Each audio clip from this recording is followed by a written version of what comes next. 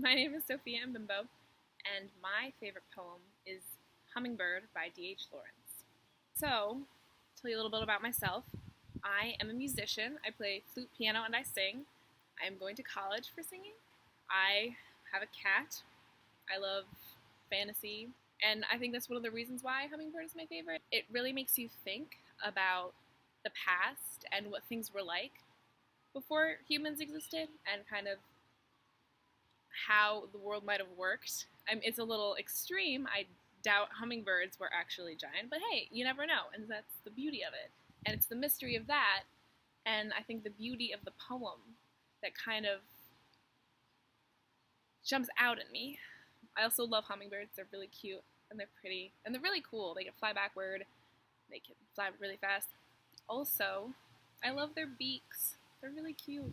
Lastly, I think the poem, The Hummingbird, shows two different sides of something. Like, on the outside, it's really small and innocent, but you never know what it could have been in a different life, like menacing, awful, terrifying creature.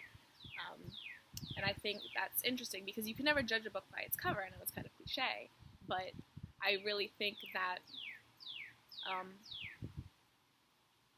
there's more to people than what's on the outside.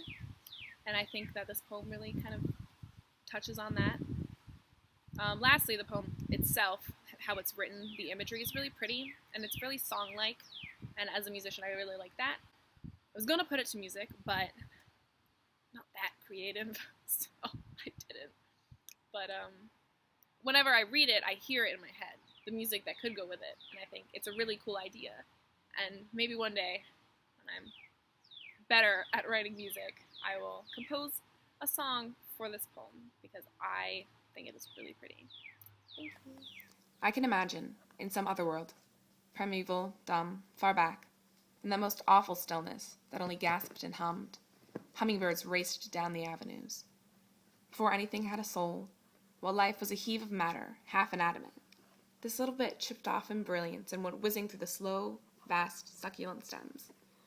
I believe there were no flowers then. In the world where the hummingbird flashed ahead of creation, I believe he pierced the slow vegetable veins with his long beak. Probably he was big, as mosses and little lizards they say were once big. Probably he was a jabbing, terrifying monster. We look at him through the wrong end of the long telescope of time, luckily for us.